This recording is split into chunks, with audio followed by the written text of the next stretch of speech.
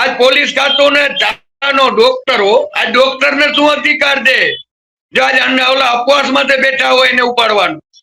Police ખાતાને આદેશ કર્યો જો ભાઈ આનો અપવાસ તોડાવો. આજે કંપનીમાં બધા સંકળાયેલા અહીંયા થઈ ને ટાટા કંપનીમાં કે હું તો પ્રાંત અધિકારી સામે બેઠો હતો. તો પછી પ્રાંત અધિકારીને કેવું છે ને, પ્રાંત અધિકારીને લખીને આપવું છે. કેમ નથી આપ્યું અટાણ લગન કોઈ અધિકારી? કેમ અધિકારીએ કોઈ માથે નથી લેતું?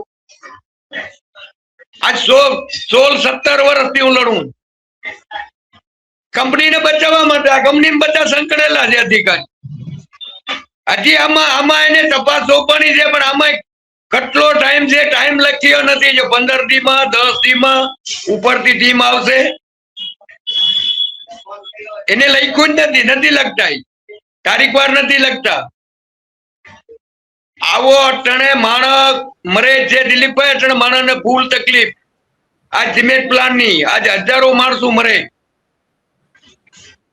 આજ આટલા નુકસાની થઈ, આટલું માણસ ને અટણે એટલી બીમારી ફાટી પડી. આજ 16 વર્ષની અંદર માં કેટલું માણસ આમાં બીમારીથી મરી ગયો. આજ એને કોઈ દી ડોક્ટર તો દવાખાનું નથી. દવાખાનું સૂચ કરાડી માં તો એને કટાવી નાખ્યું ટાટા કંપની ને બધા રાજકારણીએ. ને કઈ તાલુકા આજ ડોક્ટર છે તાલુકાનો છે તો એને અધિકાર હતો ને એને કેમ કઢાવ્યું દવાખાનું સૂચ કરાડી માંથી? આજ આટલો કેમિકલ છે કઈ વાત મૂકી દઉં. તો હવે તમે શું કરવાના? હવે જોઈએ આપણે 8-10 ની વાત જોઈએ ને કે પછી આપણે ગાંધીનગર ની તૈયારી કરીએ છીએ. ગાંધીનગર અપવાસમાં બેસવાનું છે. જાત લગન મને આના પગલા નહીં લે અને આના રિપોર્ટ નહીં આપે તો હું ગાંધીનગર બેસવાનો છું. ડીપીસીપી ની ઓફિસ ની સામે. આ 5-6 કિલોમીટર માં દરિયાની અંદર આટલું કેમિકલ જાય. હજી તો ઓલી ચેનલ ચાલુ કરી તો હજી તો દરિયાની અંદર વધવાની છે. આ નજરે કેમિકલ જાય છે. આ ખેતીવાડીમાં, તળાવમાં, કુવામાં આટલું જીવજંત મરે. ખુલ્લેઆમ જાય કેમિકલ. એને ડર જ નથી કોઈ વાત. કોઈ પગલા નથી લેતો. કોઈ અધિકારી બોલવા રાજી નથી. કેમ ભાઈ? બધા ટીડીઓ સાહેબ ની આવે, મામલદાર સાહેબ છે, પ્રાંત સાહેબ છે, ચીફ ઓફિસર છે, કલેક્ટર છે, ખેતીવાડી છે, ફોરેસ્ટ ખાતું છે, મરીમ ખાતું છે.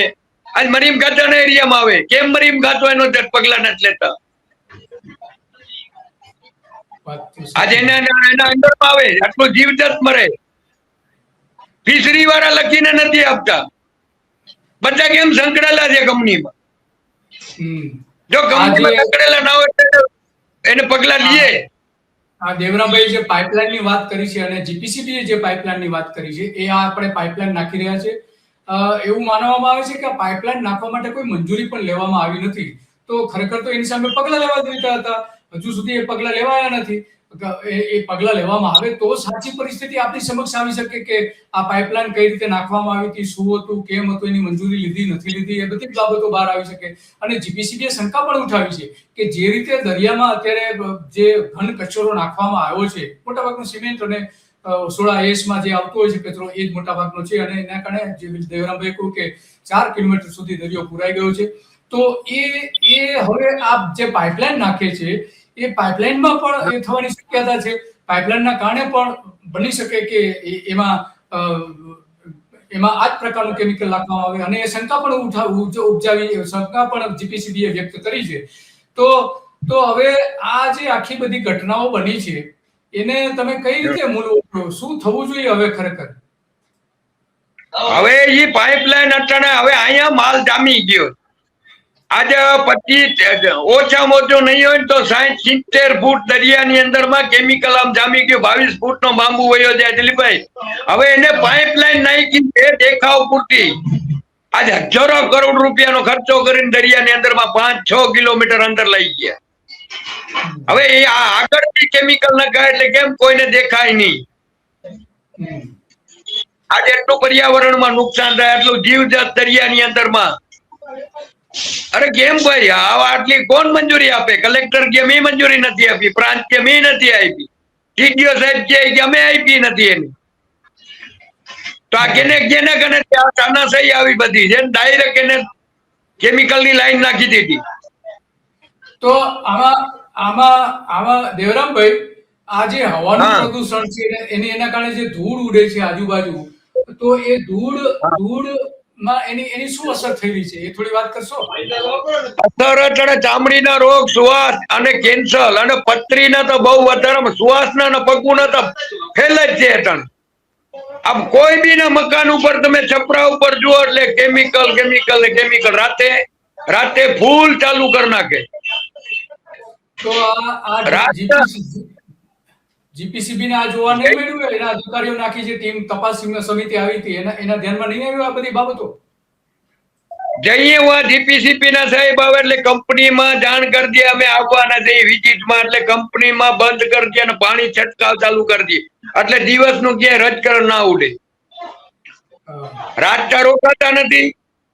રાતના રોકાય તો પછી એને જોવા મળે ને, રાતે ફૂલ ચાલુ કરી નાખે. એ કંપનીમાં જાણ કરીને આવે.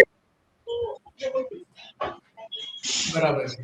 ટાટા કંપનીના મેનેજમેન્ટ થઈને જીપીસીપી ના જામનગર થી નીકળે છે, એમને ઓળખીતા નથી આવતા. કેમ એમાં સંકળેલા છે, એમાં એને પૂરેપૂરું મળે.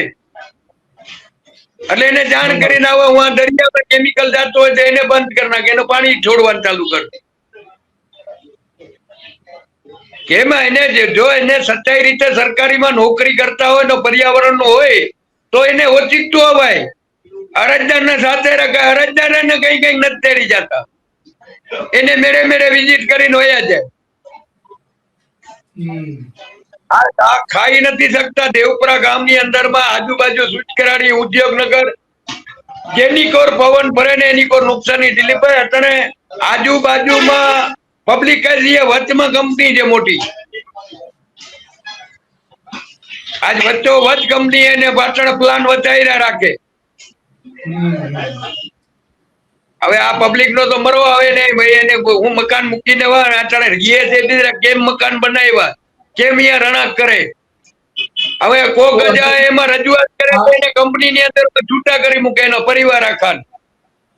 તો દેવરામભાઈ, આ જે જીપીસીબી રિપોર્ટ જે આપેલો છે, જાહેર કરેલો છે અને પગલા ભરવાનો ઓર્ડર પણ કર્યો છે, એમાં એક તો પાઇપલાઇનનું જે એવું કહ્યું કે ઊંડા સમુદ્રમાં લીકેજ થવાની શક્યતા છે, આવી એક શક્યતા બતાવી જે હમણાં આપણે પાઇપલાઇન જોઈએ. અને હાલ કાંઠાના દરિયા પ્રદૂષિત થયો છે, મધ્ય દરિયે આ પ્રદૂષણ પાઇપલાઇન દ્વારા નાખવામાં આવશે અને આવી ઘણી બધી વાત કરી છે. તો એના માટે એના તમામ પાસાઓની તપાસ કરવા માટે પણ કહ્યું છે. ઘન પદાર્થો માટેની જે આદેશો આપ્યા છે, ઘન પદાર્થો આ રીતે ઠાલવવામાં આવે છે, એ પણ એના કેટલાક આદેશો આપ્યા છે, એ પણ આપણે જોઈ શકીએ છીએ. તો એ ઠાલવવામાં આવી રહ્યો છે, એનું પરિણામ હોય એવું લાગે છે, એવું કહ્યું છે દરિયાની અંદર, એવું પણ જીપીસીબીએ કહ્યું છે અને એને પર્યાવરણના જે અસર ઘટાડી શકાય છે એવું કહ્યું છે. તો આ બધું સમગ્ર જે તપાસ કરવાની છે એમાં બતાવી છે કે આના જેવી સંસ્થાઓ છે, એમાં જે નામ પણ લખેલા છે, આઈઆઈટી, એનઆઈટી,